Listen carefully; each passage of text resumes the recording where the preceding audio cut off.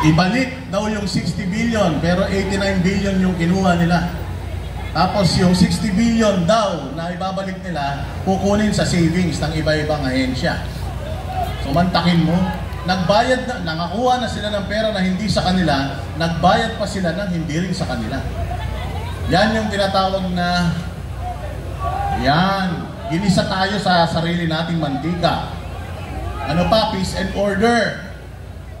May mga sumusukong drugs, pero walang drug lord. Okay ba yun? May mga sumusukong droga, nahuhuling droga, pero walang drug lord. Ha? Ang dami ha, yung sa may alitagtag hanggang ngayon, wala na. O, pinakamalaking drug haul, proud na proud sila. Pinakamalaking drug haul sa tanang history ng Pilipinas, nahuli nila sa administrasyon nila. Pero walang drug lord, drugs lang, paano yun? Doon pa lang, alam na natin, niloloko tayo eh. Legacy daw nila ang edukasyon. Ilang classrooms ang nagawa nila ngayong taon. Ba't sabi nila si Inday Sara hindi daw magaling na na DepEd Secretary? Kung sila sa loob ng isang taon 22 na classroom lang napagawa nila, talo sila ni Pastor Kibuloy. Alam niyo ba si Pastor Kibuloy mayroong high school na pinagawa diyan sa Tamayong sa Davao. Merong isang merong isang lugar diyan, barangay, na sobrang hirap. Hanggang elementary lang ang kayang abutin ng mga estudyante diyan. Ang ginawa ni Pastor Apollo Kibuloy, nagpagawa siya ng eskwelahan, Jose Maria High School. Nagpagawa siya diyan sa Tamayong City, Davao. Ngayon, yung mga estudyante doon, hindi na sila bababa sa syudad para mag-aral. Doon na mismo sa barangay nila, meron na silang eskwelahan. So may naiangat na kagad ni Pastor Apollo Kibuloy yung yung estado ng edukasyon diyan sa lugar na yan. Talo pa siya. May pera ng gobyerno, pero 22 classrooms lang ang nagawa nila. Si Pastor Apollo Kibuloy walang pera ng gobyerno, pero napakarami ng nagawa para sa bayang Pilipinas. Tama? Dating itinaas ni Pangulong Duterte ang dignidad ng ating mga kapulisan. Dinoble ang sweldo. Alam nyo, kaya dinoble ni Pangulong Duterte ang sweldo ng mga pulis. Kasi, sabi niya, lulong kayo sa loan. Loan kayo ng loan. Ang dami nyong babae. Wala naman kayong pera. Kaya nangyayari, maglo-loan kayo ng maglo-loan. Pag nag-loan ng nag-loan, walang sasahurin ilang taon. Ang gagawin ng pulis, mangungurakot. Mangungotong. Ang ginawa ni Pangulong Duterte para hindi na kayo mag-loan, dadagdagan natin yung sweldo ninyo. Saya-saya natin nun. Nagtrabaho talaga yung mga pulis. Oo, matapos yun. Nung naging presidente, ito si Pangulo, Diyos ko po. Tingnan nyo ang ginawa nila sa mga kapulisan natin. Natatandaan niyo ba yung 16-day KOJ siege? Ginamit nila yung mga kapulisan para kubkubin yung simbahan, banal na dako ng Kingdom of Jesus Christ. Ginamit nila yung mga kapulisan para lumabag sa batas. Yung mga pulis, dapat sumusunod sa batas yan eh. Pero yung mga pulis ay kinakasangkapan nila para lumabag sa batas. Pumunta sila doon gamit ang warrant of arrest ng isang tao na hindi naman taga doon.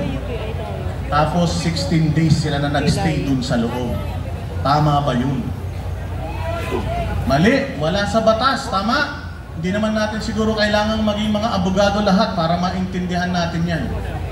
Diba? Nakita ninyo, last year, ito, ikukwento ko lang, totoo to last year, nandoon kami nila Dabawenyo PH, nandoon kami sa Davao. Noong mga panahon na papasukin at pinasok nila yung Kingdom of Jesus Christ. Isang banal na dako, kahit anong relihiyon mo, kahit anong simbahan mo, ang isang banal na dako, hindi mo dapat pwedeng babuyin yan.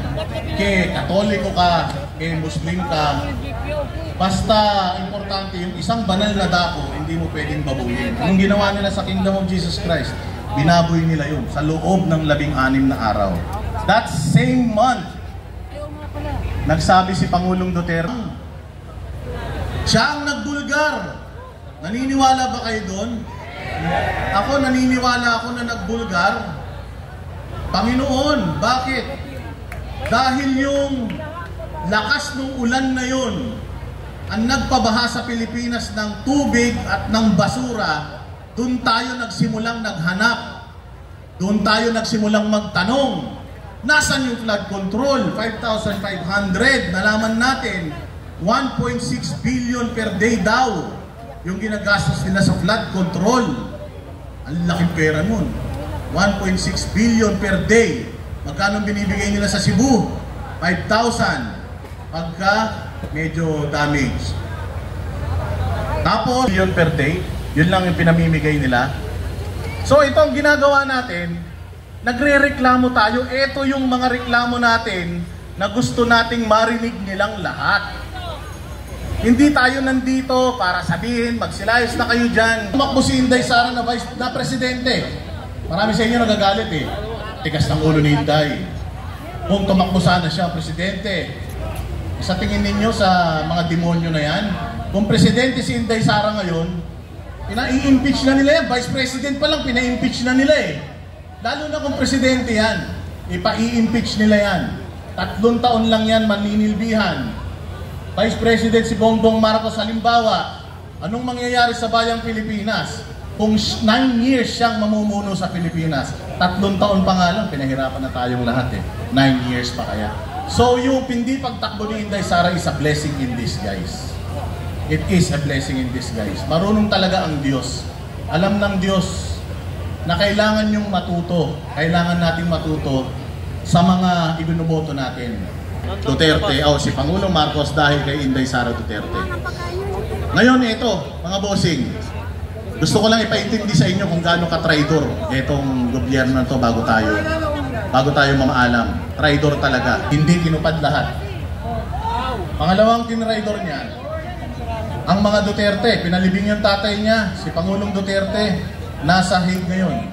Anong pakiramdam kaya ni Pangulong Marcos na nagpupunta siya sa libingan ng kanyang tatay tuwing November 1, habang si Pangulong Duterte na taon-taon nagpupunta sa libingan ng mga magulang niya, hindi nakapunta ngayon taon sa libingan ng mga magulang niya. Matigas ang mukha, ano? Walang no? Hindi niya siguro na iisip, Gano'n ka walang utang na loob? Gano'n ka walang utang na loob? Si Pastor Apollo Kibuloy nakatulong, ang SMNI nakatulong. Noong mga panahon na yung mga mainstream media binababoy siya. Sino ang tumulong sa kanya? SMNI. Ngayon, ang SMNI wala pang prangkisa ulit. Una nilang tinrabaho ang SMNI. Nauna nilang tinrabaho si Pastor Apollo Kibuloy. Malaki ang naitulong, pinarantado, tinraidor pa. Sino ang kanyang sumunod na tinraidor? Si VP Sara. Matapos kay VP Sara, sino yung sumunod na tinraidor niya? Eto, yung meron ngayon bago. Si Lucas Bersamin. Nagbitiw daw. Pero alam naman natin na hindi naman talaga nagbitiw yan. Di ba? So ganyan, katraidor yung mga yan. Walang gagawing matino sa Pilipinas yung mga yan. Ngayon, hindi tayo nananawagan na na umalis sila sa posisyon, at least man lang yung susunod na 2 kalahating taon, ayusin na nila. Kung pwede lang, lahat ng korupsyon sa Pilipinas, solusyonan na nila. Kung pwede lang, magserbisyo na sila. Mayaman na sila masyado, hindi nyo na madadalayan sa kabilang buhay ang mga kayamanan ninyo. Kaya sana, itigil na po natin yung korupsyon. Sana makulong yung mga dapat makulong.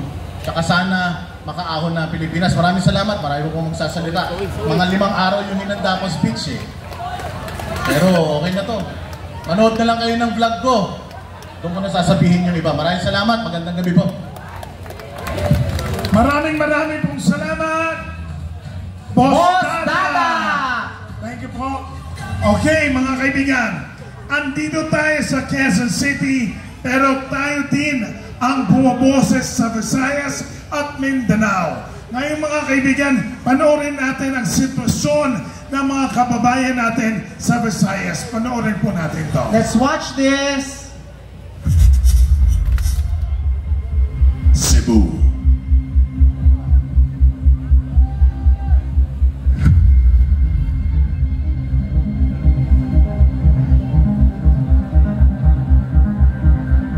Isundanan last year.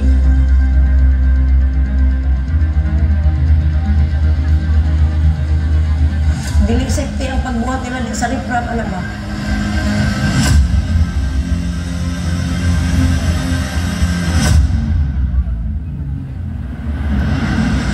Kung namang sila butang nga flood control, substandard ba?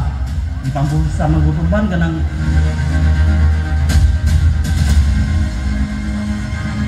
11 years na may diri. tingin ka po sa kalamsanan po sa flood control. Kaya kung tarong pa lang yun ang ilang pagtatrabaho, lamit.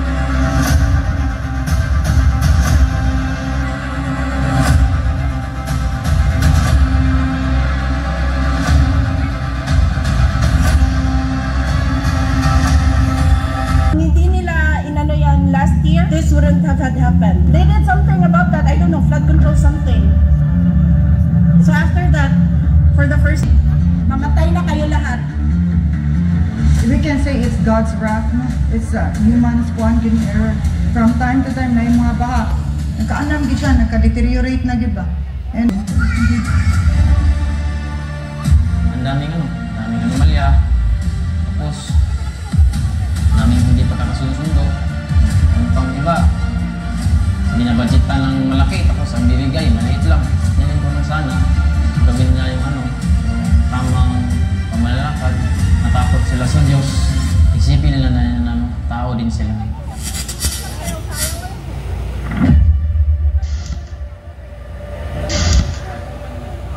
Para sa bawat Pilipino, alam ko na buo ang galit ninyo sa akin ngayon.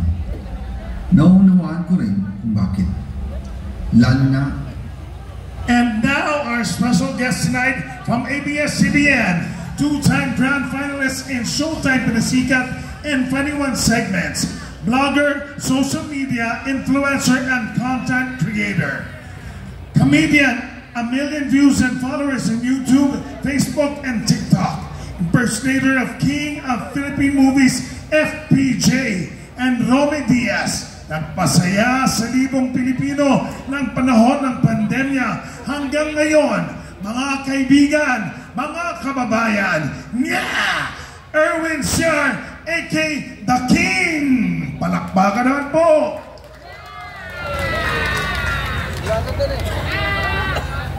The King?